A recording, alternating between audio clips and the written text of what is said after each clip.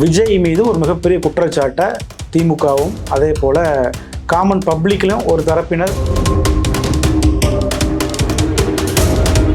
இந்த சூழலில் அதிமுக நினச்சிருந்தா இதை திமுகவை விட இதை மிக தீவிரமான ஒரு பிரச்சனையாக மாற்றி, ஆனால் அதிமுக பார்த்தீங்கன்னா ரொம்ப பொறுப்போடு எடப்பாடி பழனிசாமி அவர்கள் ஆரம்பத்திலிருந்தே நடந்து கொண்டு வரார். இந்த விஷயத்தில்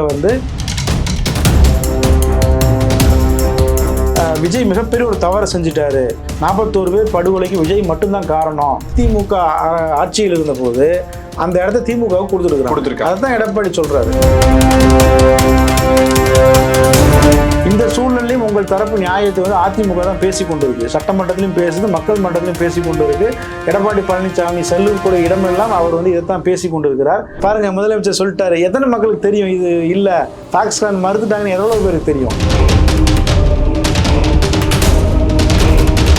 13,000 கோடி ரூபாய் ப்ராஜெக்ட்டுக்கு இதே ஃபாக்ஸ்கானுக்கு அப்ரூவல் நம்ம கொடுத்தோமே, அதுவும் இதுவும் ஒன்றா இல்லையான்னு முதலமைச்சர் ஒரு கிராஸ் செக்காவது பண்ணி, அதே போல் ஆந்திராவில் இப்படி ஒரு முதலீடு வந்திருக்கு, தமிழ்நாட்டிலேருந்து வரலையான்னு யாரும் பேசுவாங்க தமிழ்நாட்டில் அப்படிங்கிறதுக்காகவும் இவங்களாம் ஒரு சரியான தயாரிப்பு இல்லாமல். ஏன்னா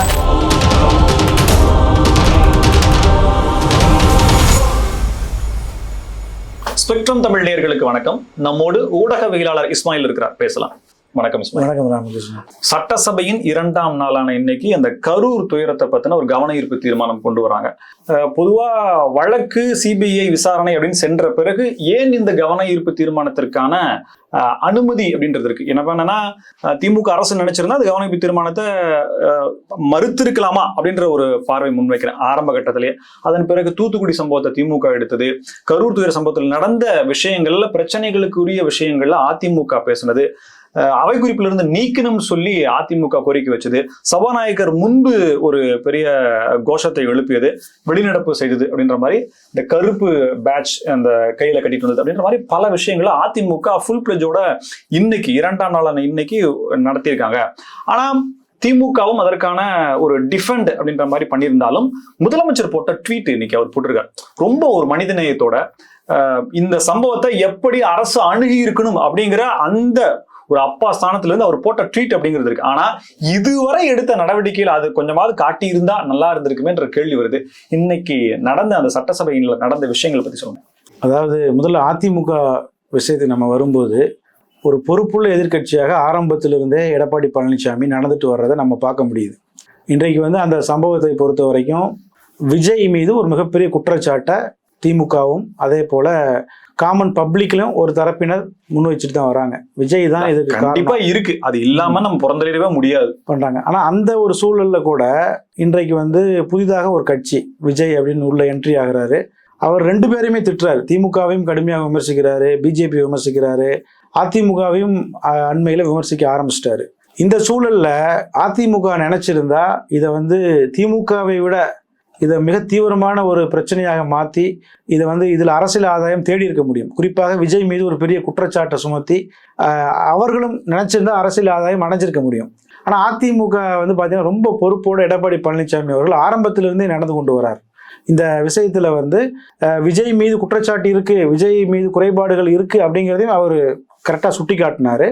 அதே போல அரசு தரப்பிலும் நிறைய குற்றச்சாட்டுகள் இருக்கு, நிறைய குறைபாடுகள் இருக்கு அப்படிங்கிறதையும் அவர் வெளிப்படுத்தி இருக்கிறார். இப்போ மக்கள்கிட்ட எப்படி விஜய் தரப்பை பொறுத்த வரைக்கும் அவங்க அந்த சம்பவம் நடந்த உடனே அப்ஸ்கேண்டிங் ஆனவங்க தான். இப்போ வரைக்கும் அவங்க முன்னும் முழுசா வெளி உலகத்துக்கு வரவே இல்லை அப்படின்னு தான் சொல்லணும்.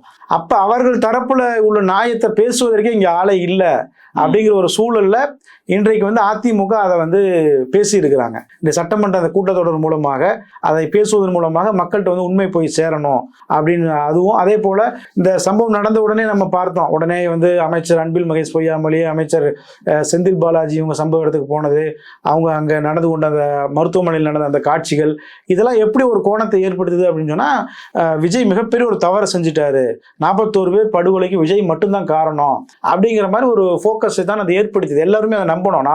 நானே தனிப்பட்ட முறை நம்பினேன், விஜய் பெரிய தப்பு பண்ணிட்டாரு அப்படின்னு நம்பணும். விஜய் தரப்புல இருந்து அதை இல்ல அரசாங்கம் தரப்புல இவ்வளவு பிரச்சனைகள் இருக்குன்னு சொல்றதுக்கு கூட ஆள் இல்ல. இப்ப வரைக்கும் கூட பேசவே இல்ல. தவறு என்ன நடந்ததுன்றது பேசவே யாரோ தான் பேசிட்டு இருந்தாங்க. ஆமா, அந்த சம்பவ இடம் கிட்டத்தட்ட ஒரு 3 நாங்க போனேன் சம்பவம் நடந்த ஸ்பாட். வேலுச்சாமிபுரத்துக்கு போனோம். ஆமா, வேலுச்சாமிபுரத்துக்கு நான் போய் ஒரு நாள் ஃபுல்லா இருந்து என்ன நடந்தது, அங்க இருக்கக்கூடிய மக்கள், நேர்ல பார்த்தவங்க, அதே போல இவங்க சொல்லக்கூடிய அந்த இடங்கள், எந்தெந்த இடத்துல வந்து இவங்க அனுமதி கேட்டாங்க, அந்த இடங்கள்லாம் தகுதியான இடங்கள் தானா, குறிப்பா இந்த சம்பவம் நடந்த இடம் வந்து எந்த மாதிரியான இடம், 100 அடி சாலை, 26,000 பேர் அங்க நிக்க முடியுங்களா? நிக்கிறக்கூடிய இடத்துல கெப்பாசிட்டி இருக்கா? அதுதான் அந்த இடத்துக்கு நீங்க போனீங்கன்னா நீங்க ஒரு அரை மணி நேரத்துல சொல்லிடுவீங்க இங்க என்ன நடந்திருக்கு அப்படிங்க, நீங்களே சொல்லிடுவீங்க. ஏன்னா ரொம்ப சின்ன இடம் அது, 100 அடி ரோடு, அது வந்து தேசிய நெடுஞ்சாலை, கரூர் டு ஈரோடு தேசிய நெடுஞ்சாலை அப்படி இப்படிலாம் சொல்றாங்கல்ல, ரொம்ப ரொம்ப சின்ன ரோடு அது. 100 அடி ரோடா இருக்கிறதுக்கு வாய்ப்பே இல்லை. நாங்க வந்து டேப் எடுக்காம போயிட்டு அளந்துருப்போம். நாங்க ஒரு அப்ராக்சிமேட்டா அளக்கும் போது அது வந்து இந்த சைட்ல ஒரு 30 அடி இருக்கும், அந்த சைட்ல ஒரு 30 அடி இருக்கும், அவ்வளவுதான். மொத்தத்துக்கு ஒரு 60 அடி தான் இருக்கும். எவிஷன் கொஞ்சம் பண்ணியிருக்கிறாங்க, ரோட விரிவாக்கம் இனிமேல் தான் பண்ணுவாங்கன்னு மேபி நான் நினைக்கிறேன். அந்த அளவுக்கு அது ஒரு சின்ன ரோடு. அந்த இடத்துல ஒரு 5000 பேர் நின்னாலே பெரிய விஷயம். அதுவும் விஜய் வந்து அங்க வராரு அப்படின்னு சொல்லும் போது நிச்சயமாக விஜயை பார்ப்பதற்கு கூட்டம் முண்டி அடிக்கும் அப்படிங்கிறது எல்லாருக்குமே தெரியும். அப்ப ஒரு ஏற்கனவே அந்த ஸ்பாட்ல வந்து ஒரு 5000 பேர்ல இருந்து 10,000 பேர் நின்று இருக்கிறாங்க. இன்னொரு பக்கம் விஜய் வந்து கொண்டிருக்கும் போது அவருக்கு பின்னாடி ஒரு 10,000 15,000 பேர் வராங்க. அப்ப இவங்க இந்த இவ்வளவு பெரிய கூட்டம் வந்து இங்க என்ட்ரி ஆகும்போது நிச்சயமா இங்க நெரிசல் ஏற்படும் அப்படிங்கிறது அந்த ஸ்பாட்ல இருந்த உயர் அதிகாரிகளுக்கு நிச்சயமாக தெரிஞ்சிருக்கணும். காவல்துறையாக இருந்தாலும் சரி, நிர்வாகம், வருவாய்த்துறை இவங்களா இருந்தாலும் சரி, அதே போல வந்து உளவுத்துறை, இவங்க 3 தரப்பினருக்குமே, மாவட்ட நிர்வாகம், இவங்க 3 தரப்புக்குமே நிச்சயமா தெரிஞ்சிருக்கும் இந்த இடத்தை. இந்த கருத்தை முன் வச்சாலே, அதாவது காவல்துறைக்கு தெரிஞ்சிருக்கும் அவங்களுடைய பாதுகாப்பு குறைபாடு எவ்வளவு, 500 போலீஸ்காரங்க உண்மையிலேயே அங்க பாதுகாப்பு இருந்தாங்களா, இதுல எந்த கேள்வி நம்ம முன் வச்சீங்கன்னா உடனே திமுக தரப்போ இல்ல திமுக ஆதரவு தரப்போ இவங்க தாவேக தரப்புக்கு ஆதரவா பேசுறாங்கன்றது வந்துடுறாங்க. முதலமைச்சர் தெரிவித்த கருத்துக்கள்ல ஒண்ணு, இபி வந்து ஆஃப் செய்யப்படலாம் அப்படின்னு சொல்லி ஏற்கனவே கருத்து சொல்லப்பட்டிருந்தது. ஆனா இவர் ஆஃப் செய்யப்பட்டதற்கான காரணங்களை சொல்லி விளக்குறார். பாதுகாப்பு பணியில் இருந்த போலீசாருடைய எண்ணிக்கை அப்படின்றது ஏற்கனவே அந்த குழு அளித்த தகவலுக்கும் முதலமைச்சர் இன்னைக்கு சட்டசபையில சொன்ன தகவலுக்கும் மிஸ்மேட்ச் ஆகுது. ரெண்டாவது, 29ஆம் தேதி 27ஆம் தேதிக்கான அனுமதி, அதாவது 27ஆம் தேதிக்கு 9ஆம் தேதிக்கான அனுமதி 27ஆம் தேதி வாங்கினார். அது ஒரு குளறுபடியா அவர் பேசியிருக்கிற வீடியோ வந்திருக்கு. இவ்வளவு மிஸ்மேட்சா முதலமைச்சர் தகவல் கொடுக்கும்போது இதுவும் ட்ரோல் மெட்டீரியல் ஆகி இதுவும் ஒரு எவிடன்ஸா போறதுக்கான வாய்ப்புகள் நிறைய இருக்கு.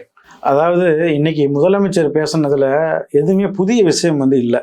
புதுசா நமக்கு தெரியாத ஒரு விஷயத்த அதிகாரிகள் தரப்பிலிருந்து, மாவட்ட ஆட்சியரிடமிருந்து, மாவட்ட காவல்துறை நிர்வாகத்திடமிருந்து, ஏதாவது உளவுத்துறையிடமிருந்து ஏதாவது ஒரு முக்கியமான இன்ஃபர்மேஷன் அரசு தரப்புக்கு ஆதரவாக நாங்கள் சரியாத்தான் இருந்தோம்னு சொல்லக்கூடிய முதலமைச்சர், தமிழக அரசு அதை நிரூபிக்கக்கூடிய விதமாக எந்த புதிய விஷயங்களையுமே சட்டமன்றத்தில் மு.க. ஸ்டாலின் அவர்கள் சொல்லவே இல்லை. ஏற்கனவே சொன்ன விஷயங்களை சொன்னாரு. சில விஷயங்கள் வந்து மாற்றியும் சொல்லியிருக்கிறார். உதாரணத்துக்கு 500 காவலர்கள்ங்கிறத தொடர்ந்து சொல்லிட்டு வந்தாங்க. இன்றைக்கு வந்து என்ன சொல்றாரு, 600க்கும் மேற்பட்ட காவலர்கள் அப்படிங்கிற விஷயத்தை வந்து சொல்லியிருக்கிறாரு. இதுவுமே வந்து அவங்க தரப்பை நியாயப்படுத்தக்கூடிய விதமாக இல்லை, முரண்பட்ட ஒரு தகவலை சொல்லியிருக்கிறாரு. அதே போல வந்து நீங்க அந்த மின்சாரம் துண்டிப்பு, அதை பொறுத்த வரைக்கும் அந்த ஸ்பாட்ல என்ன நம்ம விசாரிச்ச அளவுக்கு நமக்கு என்ன தெரியுது அப்படின்னா, மின்சார துண்டிப்பு அப்படிங்கிறது மின்வாரியம் சைட்ல செய்யல. மின்வாரியம் மொத்தமாக மின்சார துண்டிப்பாங்களா, அப்படி நடக்கல. அந்த இடத்துல விஜய் பேசுவார் அப்படிங்கிறதுனால இவங்க வந்து எனக்கு தெரிஞ்சு தாவேகா தரப்பினர் வந்து அங்க தற்காலிக மின் ஏற்பாடை பண்ணியிருக்கிறாங்க. அந்த ஃபோக்கஸ் லைட்லாம் பேசும்போது அந்த ஃபோக்கஸ் லைட் அடிக்கணும், அப்படி விஜய்க்கு வந்து ஃபோக்கஸ் கிடைக்கணுங்கிறதுக்காக லைட்லாம் செட் பண்ணியிருக்காங்கல்ல, அந்த லைட்டுக்கான ஜென்ரேட்டரை அங்கே வந்து வச்சுருந்துருக்காங்க. ஒரு சின்ன தகர கொட்டாய் மாதிரி போட்டு வச்சுருந்தாங்க. அந்த ஜென்ரேட்டருக்கு போகிற வயரில் தான் அந்த தொண்டர்கள் ஏறி குதிச்சு ஏதோ பண்ணும்போது அப்போ ஏதாவது ஆயிரும்னு சொல்லி அந்த ஜென்ரேட்டர் ஆப்ரேட்டர் இருப்பார்ல, அவர் தான் போய் கரண்ட்டை பிடிக்கிறாரு.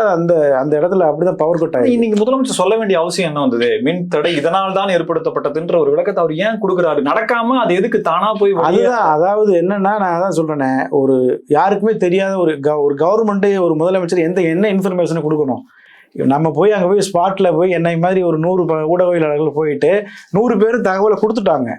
அதே தகவலை தான் முதலமைச்சரும் சட்டமன்றத்தில் போய் சொல்றாரு. புதுசா ஏதாவது உங்க உளவுத்துறை மூலமாக இதுதாங்க எக்ஸாக்டா நடந்துச்சு அப்படின்னு சொல்லி எதையுமே சொல்லலை. இப்ப தமிழக அரசு தரப்பை நோக்கி நம்ம பல கேள்விகளை முன்வைக்கிறோம்ல, அதற்கான பதில அவங்க வந்து சொல்லவே மாட்டேங்கிறாங்க. குறிப்பாக வந்து இவ்வளவு பெரிய க்ரௌடு ஏற்கனவே நிற்கும் போது அவ்வளவு க்ரௌடு வந்து உள்ள வந்துச்சு, அதை ஏன் நீங்க வந்து தடுக்கல? அந்த ஸ்பாட்ல இதை நான் வந்து திட்டமிட்டு இவங்க இப்படி பண்ணிட்டாங்க அப்படின்லாம் நான் சொல்லவே இல்லை. பலரும் இப்போ என்ன சொல்றாங்க, திட்டம் போட்டு தமிழ்நாடு அரசாங்கம் அந்த இடத்த கொடுத்துருக்குறாங்க, திட்டம் போட்டு இப்படி நடக்கணும்னு விட்டாங்க. அப்படிலாம் நான் சொல்லவே இல்லை. திட்டம் போட்டு செஞ்சாங்கன்னு நான் சொல்ல வரல. அந்த ஸ்பாட்டில் அவங்க செஞ்சிருக்க வேண்டிய வேலை. புரியுதுங்களா உங்களுக்கு? ஒரு லாரியோ அல்லது ஒரு பஸ்ஸோ வேகமா வருது, நீங்க ரோட்ல அந்த பக்கம் டூ வீலர்ல ஒரு 50 பேர் வராங்க, 10 பேர் வராங்க அப்படின்னாவே நீங்க ஸ்டாப் பண்ணி அங்க ஒரு பேரிகார்டை போட்டு தடுத்து, வேணாம் கூட்டம் ஜாஸ்தியா இருக்குன்ற மாதிரி எதாவது ஒண்ணு பண்ணலாம். ஒரு உதாரணத்துக்கு ஒரு பெரிய ரோட்ல பள்ளம் இருக்கு, வேகமாக வந்து ஒரு ஆம்புலன்ஸே வந்து நீங்க என்ன செய்வீங்க, பள்ளம் இருக்குங்க அங்க ரோட்ல பார்த்து போங்கன்னு சொல்லுவீங்கல்ல.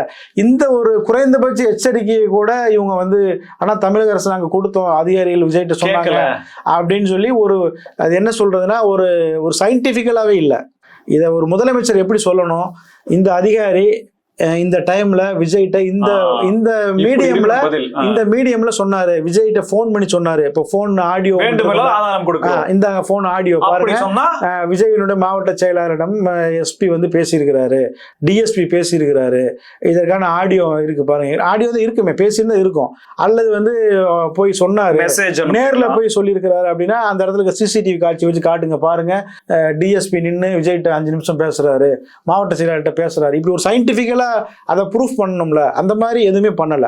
போற போக்குல எப்படி நம்ம ரிப்போர்ட் கொடுக்கும்போது நியூஸ் செய்தி அறிக்கை மாதிரி அவங்க அந்த ரிப்போர்ட் அப்படியே படிச்சுட்டு போனாங்க. ஆனா இன்னைக்கு சட்டசபையில முதலமைச்சர் வெளிப்படையா சொல்லிட்டாலே, தாவேகாவினுடைய நிகழ்ச்சி ஏற்பாட்டாளர்கள் அவர்களுடைய அந்த கவனக்குறைவு அப்படின்ற மாதிரி தாவேகா மேலதான் தப்புன்றது ஓப்பனா முதலமைச்சரே வெளிப்படையா சொல்லிட்டாரு.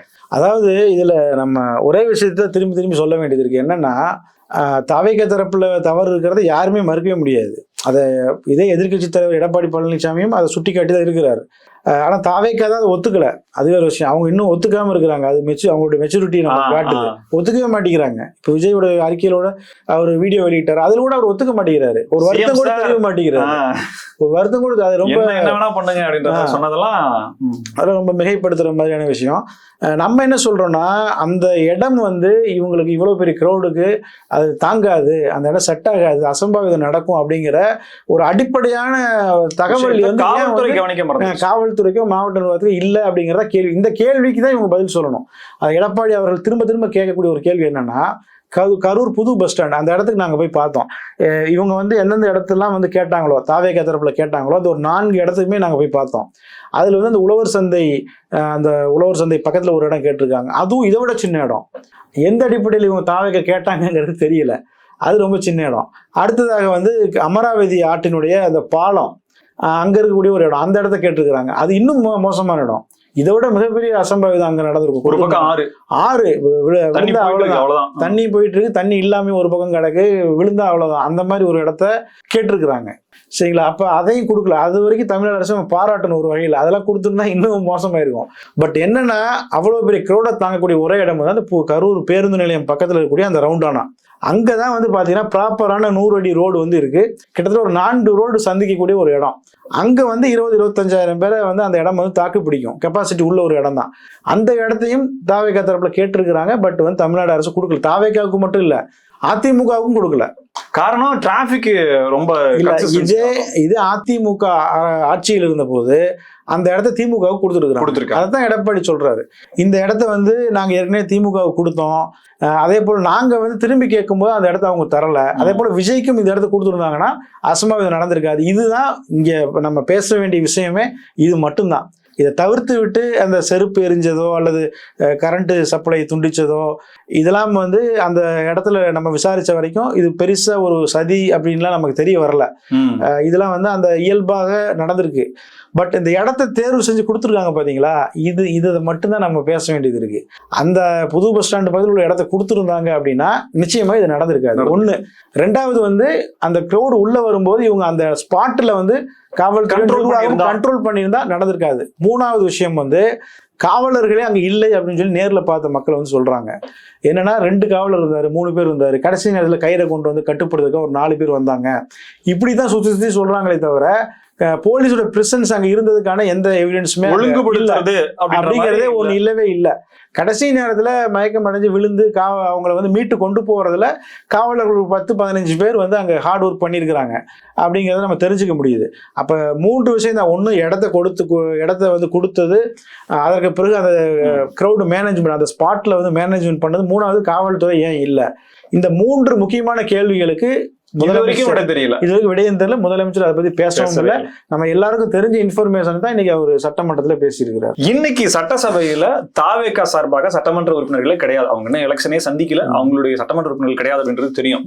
ஒருவேளை அதிமுக இதை டிஃபென்ஸ் பண்ணாம இருந்திருந்தா திமுக தாவேகாவினுடைய சட்டமன்ற உறுப்பினர்களே இல்லாத இடத்துல இதை பத்தி பேசுறோம் அப்படின்றப்போ இது எந்த மாதிரியான தாவேகாவுக்கு ஒரு பின்னடைவா இருந்திருக்கும்? நீங்க அந்த தாவேகா ரொம்ப அருமையான கேள்வி, ரொம்ப சரியான கேள்வி. தாவேகா வந்து இதெல்லாம் வந்து உணர்ந்து இதற்கு பிறகாவது அவங்க செயல்படணும். உங்களுக்கு வந்து சட்டமன்றத்திலையும் ஆள் இல்லை, மக்கள் மன்றத்திலையும் இப்ப யாருமே இல்லை, நீங்க எல்லாருமே அப்ஸ்கேண்டிங்ல இருக்கிறாங்க. இந்த சூழல்லையும் உங்கள் தரப்பு நியாயத்தை வந்து அதிமுக தான் பேசி கொண்டு இருக்கு. சட்டமன்றத்திலையும் பேசுது, மக்கள் மன்றத்திலையும் பேசி கொண்டு இருக்கு. எடப்பாடி பழனிசாமி செல்லக்கூடிய இடமெல்லாம் அவர் வந்து இதைத்தான் பேசி கொண்டு இருக்கிறார். இதன் மூலமாக மிகப்பெரிய அளவில் அதிமுக தாவேகாவை டிஃபெண்ட் பண்ணிருக்காங்க. இல்ல அதிமுகவும், நான் தான் ஃபர்ஸ்டே சொன்னேன், அதிமுகவும் சேர்ந்து இருந்தாங்க அப்படின்னு சொன்னா இன்னைக்கு விஜயனுடைய அந்த செல்வாக்கு அப்படிங்கிறது மிகப்பெரிய அளவில் டேமேஜ் ஆயிருக்கும். இன்னைக்கு வந்து நிறைய கருத்து கணிப்புகளை நம்ம இப்ப அண்மையில கரூர் சம்பவத்துக்கு பிறகு நம்ம நிறைய கருத்து கணிப்புகள் நம்ம பார்க்கும்போது இன்றைக்கும் விஜயுடைய செல்வாக்கு சரியில்லை. இன்னைக்கு இந்த இவ்வளவு விஜயா காரணம் வந்து விஜயானா இல்ல, அதுதான். ஏன்னா அவர் தரப்பு விஷயத்தை அதிமுக தொடர்ந்து பேசி கொண்டிருக்கிறாங்க. அதனால அவருடைய செல்வாக்கு இப்ப ரொம்ப சரிய வேண்டிய ஒரு செல்வாக்கு வந்து இன்றும் வந்து தூக்கி நிறுத்தப்பட்டிருக்கு. ஆனா இத விஜய் தரப்போ தாவேகா தொண்டர்களோ உணர்ந்தார்களான்ற கேள்வியும் வருது. தாவேகா தொண்டர்கள் வந்து நிச்சயமா உணர்ந்திருப்பார்கள் அப்படின்னு நான் நினைக்கிறேன். ஏன்னா அதிமுக கூட்டங்கள் கொடியோடு கலந்து கொள்றதை நம்ம பார்க்க முடியுது. அதெல்லாம் வந்து செட்டப் பண்ணது கிடையாது. ஏதோ அதிமுகவே செட்டப் பண்ணி அப்படி கூட்டிட்டு போனது மாதிரி இல்லை. கிரவுண்ட்ல வந்து நிறைய மீடியா ரிப்போர்ட்ஸை பார்க்கும்போது அவங்களாவே முன் வந்து போயிருக்கிறாங்க. ரெண்டாவது, நம்ம பொதுமக்களிடம் பல கருத்து கணிப்புகளை நேரடியாக நடத்தும் போது நம்ம ஊடகம் சார்பாகவும் சரி, பல ஊடகங்கள் நடத்தக்கூடிய கருத்து கணிப்புலையும் சரி, தாவேகா தொண்டர்கள் வந்து அதிமுகவோட சேரணும்னு விரும்புறாங்க. அதே போல அதிமுக வாக்காளர்களும் தாவேகாவும் அதிமுகவும் சேரணும் அப்படிங்கிறத மிகப்பெரிய விரும்புறாங்க. இது ஒரு இயற்கையான, அப்படி ஒருவேளை கூட்டணி அப்படி அமைஞ்சது அப்படின்னு சொல்லி ரொம்ப இயற்கையான கூட்டணியாக இருக்கும். விஜய் வந்து அதாவது வந்து மிதமிஞ்சிய நம்பிக்கையோடு நம்ம இந்த தேர்தலை வந்து தனியா சந்திச்சிடலாம், இந்த சம்பவம் நம்மளை எதுவும் அஃபெக்ட் பண்ணாது அப்படின்னு சொல்லி இந்த பழைய தைரியத்தோட அவர் இப்போ எலெக்ஷனுக்கு போனாருன்னா நிச்சயமாக அவருக்கு வந்து அது ஒரு பெரிய சரிவாகத்தான் வந்து இருக்கும் அப்படிங்கிறதையும் நம்ம இந்த நிகழ்வு மூலமா தெரிஞ்சுக்க முடியுது. முதலமைச்சர் சமீபத்தில் வெளிநாடு போயிட்டு வந்தோடனே சொல்லப்பட்ட ஒரு விஷயம், ஃபாக்ஸ்கான் 15,000 கோடி ரூபாய் அளவுக்கான முதலீடுகளை தமிழ்நாட்டில் மேற்கொள்ள போகுதுன்னு. நேத்து, அதாவது ஒரு நாள் முன்னாடி அமைச்சர் டிஆர்பி ராஜா அவர்கள் ஒரு ட்வீட் பண்றாரு. அதாவது ஃபாக்ஸ்கானுடைய இந்திய பிரதிநிதி தலைவராக இருக்கக்கூடியவர் முதலமைச்சரை சந்திச்சாரு, 15,000 கோடி ரூபாயும் 14,000 நபர்களுக்கான வேலையும் உறுதிப்படுத்தப்பட்டதுன்ற மாதிரியான செய்தியை போடுறாரு. அதுல இருந்தா இந்த பிரச்சனையினுடைய, இந்த விஷயத்தினுடைய வீரியம் அப்படிங்கிறது அதிகமாகுது. ஃபாக்ஸ்கான் தரப்புல இருந்து சில தகவல் வருது, அப்படி நாங்க எதுவுமே பேசலன்ற தகவல் வருது. எடப்பாடி கே பழனிசாமி அதை கோடிட்டு காட்டுறாரு. எப்படிலாம் நீங்க வந்து உருட்டுறீங்க அப்படின்ற மாதிரியான பல விஷயங்கள் மேற்கொள்ளப்படுது. உண்மையில என்ன நடந்தது? ஃபாக்ஸ்கான் முதலீடு அப்படின்றது உருட்டா இல்ல என்ன? அதாவது ஆந்திர மாநிலம் விசாகப்பட்டினத்துல வந்து ஏஐ ப்ராஜெக்ட், மிகப்பெரிய ஒரு ப்ராஜெக்டை கூகுள் வந்து கொண்டு வராங்க. சுந்தர் பிச்சை மோடி இடையே சந்திப்பு நடந்து கையெழுத்தாயிருக்கு. கிட்டத்தட்ட 15 பில்லியன் அமெரிக்கன் டாலர்ஸ், 1.33, 1,33,000 கோடி ரூபாய் ப்ராஜெக்ட். சரிங்களா? அவ்வளோ பெரிய ஒரு ப்ராஜெக்ட் இங்கே ஆந்திராவுக்கு வந்திருக்கு, தமிழ்நாட்டுக்கு வரல. ஏன்னா விசாகப்பட்டினத்துக்கு சென்னைக்கு பெருசாக ஒரு டிஸ்டன்ஸ் இல்லை. ஏதோ ஒரு ரீசனுக்காக வேண்டி அங்கே வந்து அது வந்திருக்கு, இங்கே வரல அப்படிங்கிற ஒரு செய்தி வந்து எங்கே விஸ்வரூபம் ஆயிருமோ அப்படிங்கிற ஒரு சூழல்ல திடீர்னு பாத்தீங்கன்னா ஃபாக்ஸ்கான் தமிழ்நாட்டில் 15,000 கோடி ரூபாய்க்கு ப்ராஜெக்ட் பண்றாங்க. அந்த நியூஸை டிஃபெண்ட் பண்றதுக்கு இந்த நியூஸ், ஆமா, ரெண்டும் ஒரே டயத்துல கிட்டத்தட்ட வருதுன்னு வைங்களேன். அப்ப எல்லாருமே தமிழ்நாட்டில் நடக்க தானே பேசுவோம், அதை பெருசா பேச மாட்டோம்ல. இல்லைன்னா தமிழ்நாட்டுக்கே அந்த முதலீடு வரல அப்படிங்கிற மாதிரியான விவாதங்கள்லாம் வரும். இந்த சூழல்ல பார்த்தீங்கன்னா 15,000 கோடிக்கு திடீர்னு வந்துடுச்சு. ஃபாக்ஸ்கானுடைய இந்திய பிரதிநிதி ராபர்ட் வு அப்படிங்கிறவர் வந்து முதலமைச்சர் சந்திச்சிருக்கிறாரு அப்படிங்கிற ஒரு செய்தி வந்தோன்னு பார்த்தீங்கன்னா கிட்டத்தட்ட ஒரு 2-3 மணி நேரத்தில் ஃபாக்ஸ்கான் தைவானினுடைய தலைமையகத்திலிருந்து ஒரு நியூஸ் கொடுக்குறாங்க. அது வந்து ஆங்கில ஊடகங்கள்ல இணையதளங்கள்ல வெளியாகுது அந்த செய்தி. என்னன்னா அப்படி எந்த விதமான புதிய ஒப்பந்தங்களையும் நாங்க பண்ணல அப்படின்னு சொல்லி அவங்க சொல்றாங்க. தெளிவா சொல்லிட்டாங்களா? தெளிவா அவங்க அறிக்கையில் வந்து ரொம்ப தெளிவா சொல்லியிருக்கிறாங்க. என்னன்னா எந்த விதமான புதிய ஒப்பந்தமும் தமிழக அரசோட நாங்கள் வந்து கையெழுத்து போடலை. ஒன்று. ரெண்டாவது, இந்த சந்திப்பு எதற்காக அப்படின்னா ஏற்கனவே போய் கொண்டு இருக்கக்கூடிய அந்த ஒப்பந்தங்களுடைய அப்டேட்டை வந்து நாங்கள் வந்து முதலமைச்சர்கிட்ட சொல்லியிருக்கிறோம். என்ன நடந்திருக்கு, என்ன ப்ராசஸ் போயிட்டு இருக்கு அப்படிங்கிற ஒரு தகவல் கம்யூனிகேஷன் பண்ணியிருக்கிறோம் அப்படிங்கிறது. மூன்றாவதாக, இந்த நேரத்தில் அவங்க வந்து சந்திக்க வேண்டிய அவசியம் என்ன அப்படி இருக்கு? அல்ல, அதுதான் மரியாதை நிமித்தமாக சந்திச்சிருக்கிறோம். 3 விஷயம். அதுதான் இஸ்மாயில் ரொம்ப சந்தேகத்தோட. என்னன்னா வழக்கமான சந்திப்பு அப்படின்னா இதுக்கு முன்னாடி ஃபாக்ஸ்கானுடைய தலைவர் வந்து சந்திச்சாரு அப்படின்ற மாதிரி நம்ம எப்ப படிச்சிருக்கோமா, இல்ல நம்ம கவனம் பெறல? எனக்கு தெரிஞ்சு அந்த ஃபாக்ஸ்கானினுடைய அதிகாரியே புதிதாக தான் நியமனம் பண்ணப்பட்டிருக்கிறார். ஆமா, ரீசெண்டா தான் புதிதாக நியமனம் பண்ணப்பட்டிருக்காரு. அந்த அடிப்படையில பொதுவாக உங்களுக்கு தெரியும்ல, ஒரு கட்சியிலோ ஒரு நிறுவனத்திலோ ஒரு புதுசாக ஒருத்தர் CEO போடுறாங்கன்னா மரியாதை நிமித்தமாக முக்கியமான அரசியல் தலைவர்களை போய் சந்திக்கிறதுங்கிறது ஒரு வழக்கமான விஷயம் தான். அந்த அடிப்படையில அவங்க வந்து சந்திச்சாங்களா, இல்ல இவங்களே வந்து ஒரு மரியாதை நிமித்தமா முதலமைச்சர் உங்களை சந்திக்கணும் அப்படின்னு அப்படி ஒரு சந்தேகம் இருக்கு. கூப்பிட்டு வந்து ஒரு போட்டோ எடுத்துட்டு அதற்கு பிறகு வந்து இந்த மாதிரி வந்துருச்சு அப்படின்னு சொல்லி இவங்களா சொன்னாங்களா அப்படிங்கிறது தெரியல.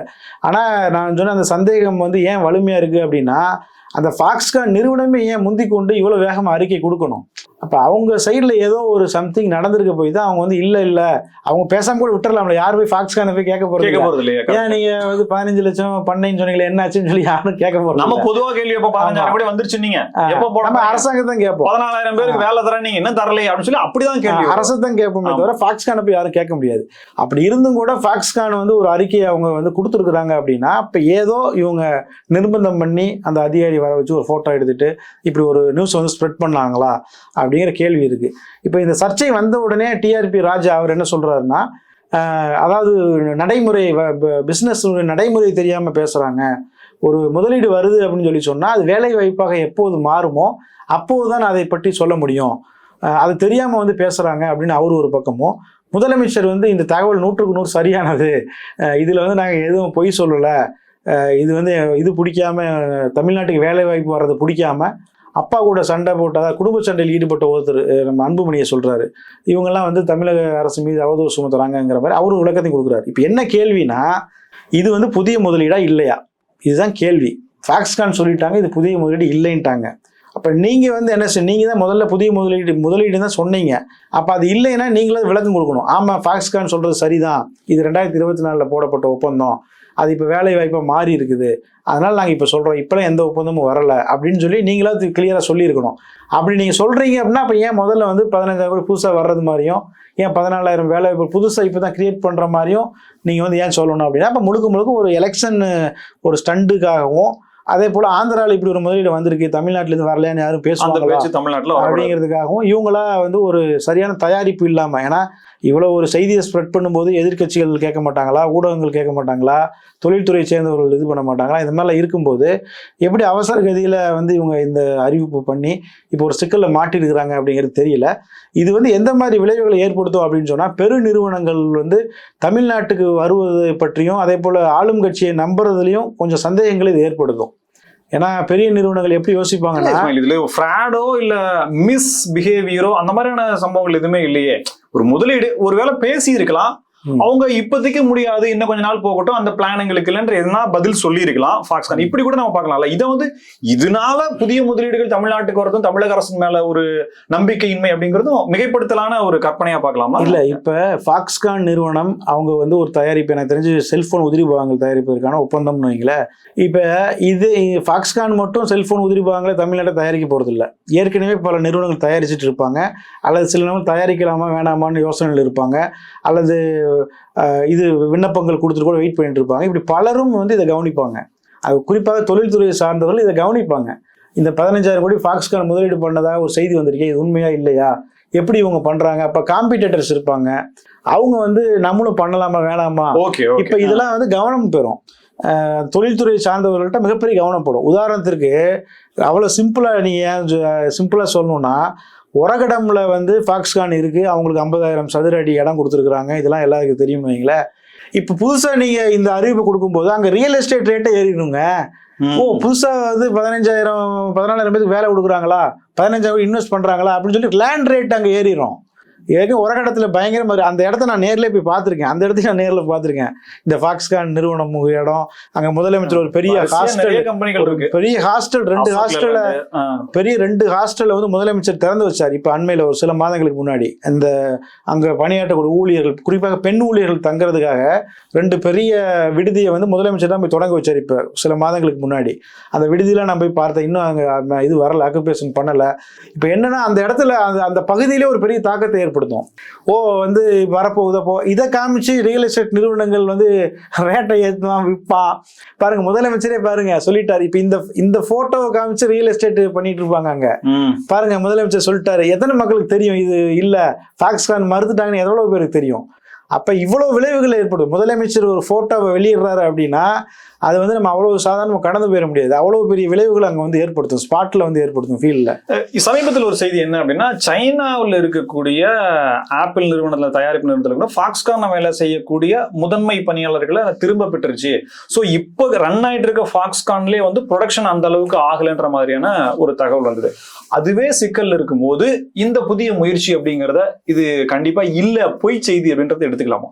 அப்படித்தான் நம்ம எடுத்துக்கணும். ஏன்னா அப்படி ஒருவேளை அவங்களுக்கு இன்வெஸ்ட்மெண்ட் பிளான் இருந்திருந்தாலோ. இன்னொரு விஷயம் என்ன, ஃபாக்ஸ்கான் யோசிச்சு பாருங்க, ஒரு பெரிய நிறுவனம், அவங்க ஏற்கனவே ஒரு ப்ராஜெக்ட் பண்ணி போயிட்டு இருக்கிறாங்க. அவங்க வந்து முதலமைச்சருடைய ஸ்டேட்மெண்ட்டுக்கு எகென்ஸ்டா ஒரு ஸ்டேட்மெண்ட் கொடுக்கணுங்கிற நிலை எப்படி வருது? பாயிண்ட் புரியுதுங்களா? அப்ப அவங்களுக்கு வந்து இதுல நெருடல் இருக்கு, இதுல ஏதோ பிரச்சனை இருக்குங்கிறதுனாலதான் அவங்க வந்து அதை மறுக்கிறாங்க. இல்லைன்னா அவங்க மறுக்கணுங்கிற அவசியமே இல்லை. நாளைக்கு ஏதாவது வேற விஷயங்கள் ஆச்சோ ஃபாக்ஸ்கான் நீங்க ஏன் அப்பவே முதலமைச்சர் சொல்லும் போதே நீங்க ஒரு மறுபறிக்கையோ இந்த திட்டம் வந்து நாங்க செய்யலன்றதோ நீங்க ஏன் சொல்லலன்னு நினைச்சு அவங்க இது கொடுக்குறாங்க. அவங்க வந்து கொடுக்குறாங்க. அப்ப என்னன்னா இது வந்து முதலமைச்சரே நேரடியா போய் ஃபாக்ஸ்கானை கூப்பிடுங்க, நான் வந்து ஒரு போட்டோ எடுத்துக்கிறேன், நம்ம ஒரு விளம்பரம் பண்ணுவோம்னு சொல்லி முதலமைச்சர் சொல்லியிருக்க மாட்டாரு. கூட இருந்தவர்கள் தொழில்துறை அமைச்சராக இருக்கலாம், அல்லது யாராவது ஒருத்தவங்க இருக்கக்கூடியவங்க என்னன்னா தவறாக வழிநடத்திருக்காரு, முதலமைச்சரே வழிநடத்திருக்கிறாங்க. அப்ப அவர் வந்து என்னன்னா என்ன நடக்குது அப்படிங்கிறது தெரியாத ஒரு சூழல்ல இருக்கிறார். அதைத்தான் இந்த இடத்துல நம்ம புரிஞ்சுக்கணும். ஏன்னா முதலமைச்சருக்கு இது தெரிஞ்சிருக்கணுமா இல்லையா? நம்ம போன வருஷம் தான் போட்டோமே ஒப்பந்தம். போன வருஷம் தமிழ்நாடு அரசு அமைச்சரவையில அப்ரூவல் கொடுத்துருக்குறாங்க. 13,000 கோடி ரூபாய் ப்ராஜெக்ட்டுக்கு இதே ஃபாக்ஸ்கானுக்கு அப்ரூவல் நம்ம கொடுத்தோமே, அதுவும் இதுவும் ஒன்னா இல்லையான்னு முதலமைச்சர் ஒரு கிராஸ் செக்காவது பண்ணியிருந்தா அவரு இந்த அறிவிப்புக்கு ஒத்துருக்க மாட்டாரு. அப்ப என்னன்னா அவரே தவிராக வழிநடத்தப்படுகிறாரா, அவர் இதெல்லாம் அவருக்கு தெரியுதா அப்படிங்கிற ஒரு கேள்வியும் சேர்ந்து எழுது. மிக்க நன்றி இஸ்மாயில். பல தகவல்கள், உண்மையிலேயே எந்த சார்பும் இல்லாம நேர்மையான முறையில ஒரு பத்திரிகையாளரா இந்த விஷயங்களை பார்த்தா என்னென்ன தகவல் கிடைக்குமோ பல தகவல் வழங்கினீங்க. நன்றி. நன்றி ராமகிருஷ்ணன். நேயர்களே, மீண்டும் சந்திப்போம். இணைந்திருங்கள் ஸ்பெக்ட்ரம் தமிழோட. நன்றி நேயர்களே.